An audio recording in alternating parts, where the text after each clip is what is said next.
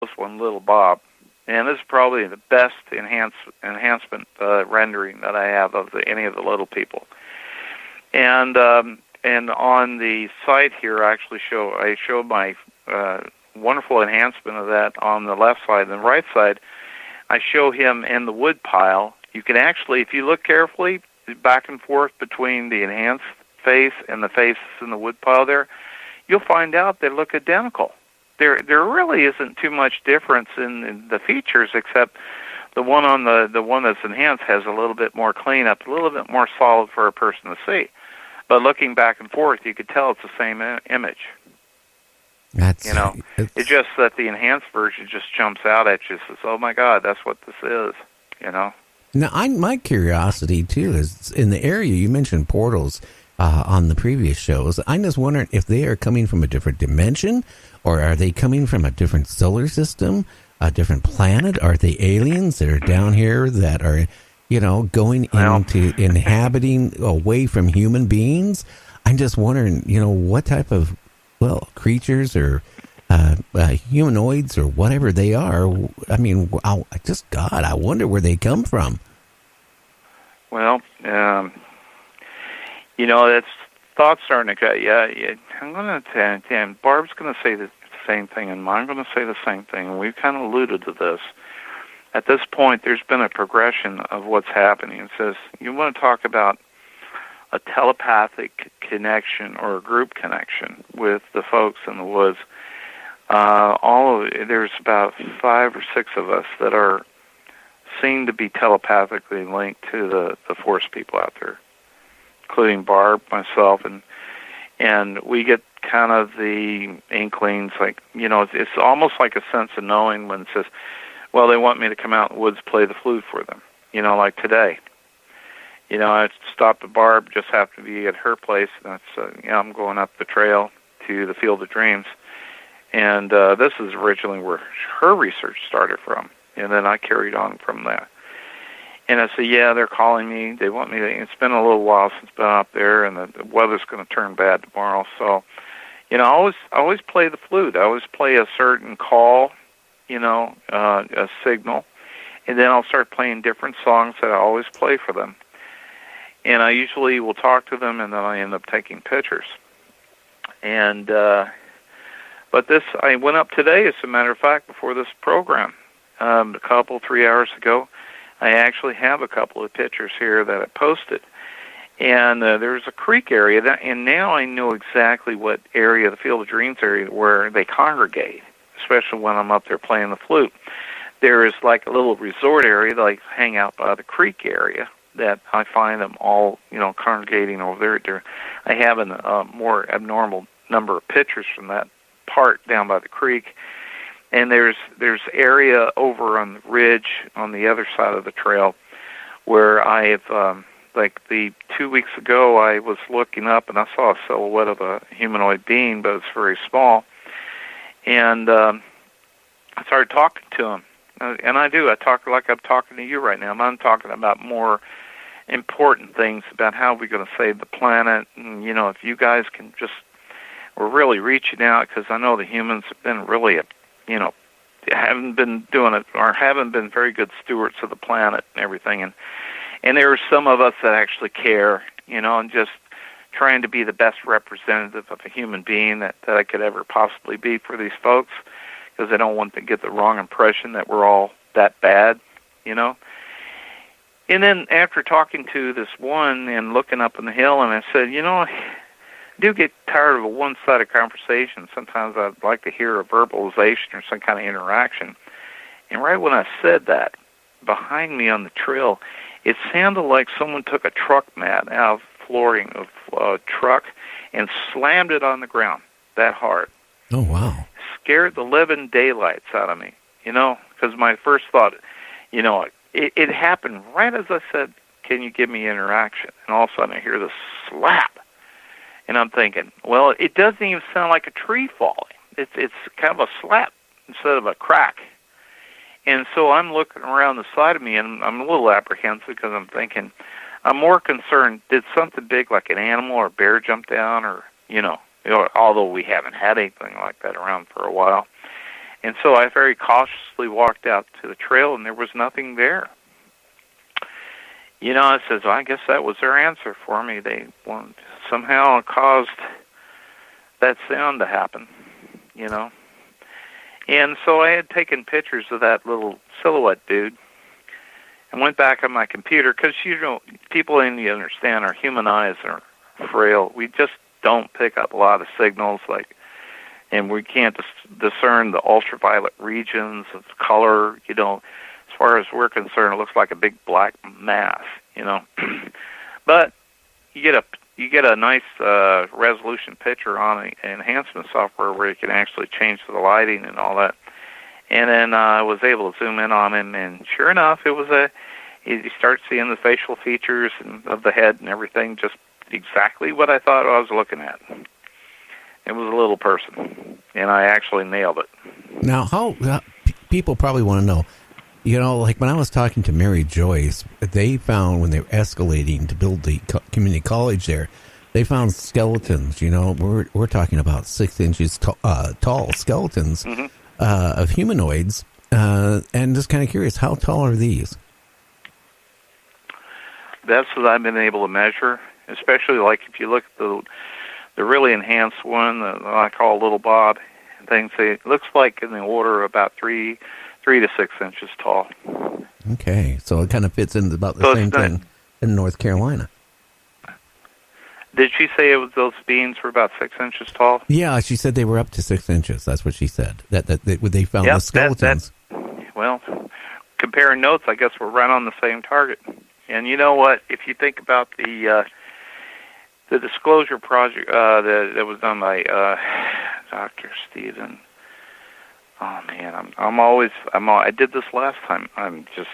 Oh, when people say Dr. Stephen, I automatically think Stephen Greer. So. Greer, that's who I'm talking about. Okay. Thank you so much. They did that video where they're doing the autopsy on that little being. You remember that? No, I don't, but why don't you tell the people about that? Oh, you should check on that. Yes, I'm going to. They actually were doing an autopsy on something that's about 6 inches tall, and they're claiming it was an ET. Okay.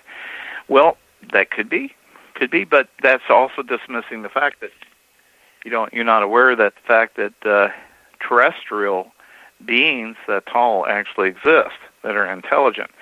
And that was about the same size. As a matter of fact, the bone structure of that little mummified being kind of looked a lot like Little Bob here. He's got a very pronounced, the chin's very narrow and things just like that little mummified being that they were doing an autopsy on and everything.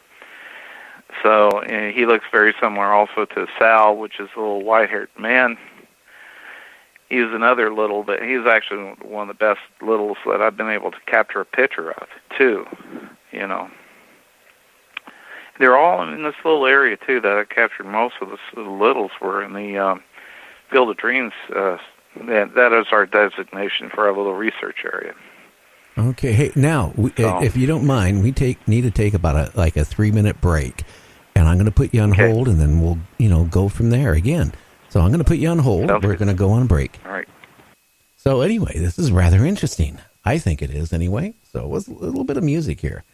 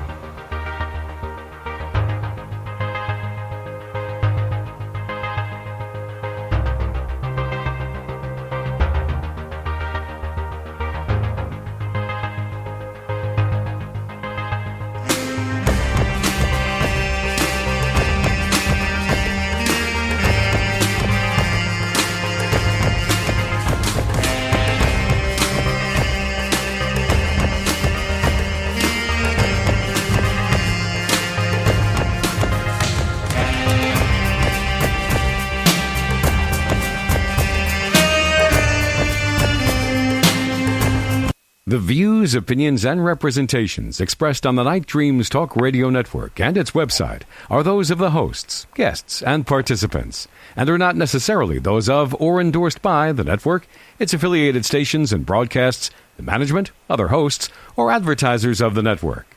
The shows found on the Night Dreams Talk Radio Network can, but do not necessarily, promote any particular lifestyle, belief, religion, political affiliation, or other personal practice. These shows are for entertainment purposes only, and are not intended to treat, diagnose, and or claim any cure of disease or condition, or give any medical or legal advice. You're listening to my friend Gary Anderson on Night Dreams Talk Radio, the best in paranormal radio. Well, thank you, John. And again, I want to thank you for making my intro for me. I know you were filming your TV show up here, and actually out of London. And I just want to thank you for taking the time from your heavy filming to make that for me. And hey, you know, I don't claim to be the best or the worst. I'm just myself. Back to you, Samantha. Okay, sounds good. Oh, let's see, where were we at? Well, we were talking about these. We're talking about maybe they could be aliens, maybe they could be from off-world. I know you mentioned before in that area, like portals and stuff like that, and maybe that's how they get here and go back and forth. I don't know. Well, the thing is, you know, you have to correlate everything that happens there is how it's connected somehow.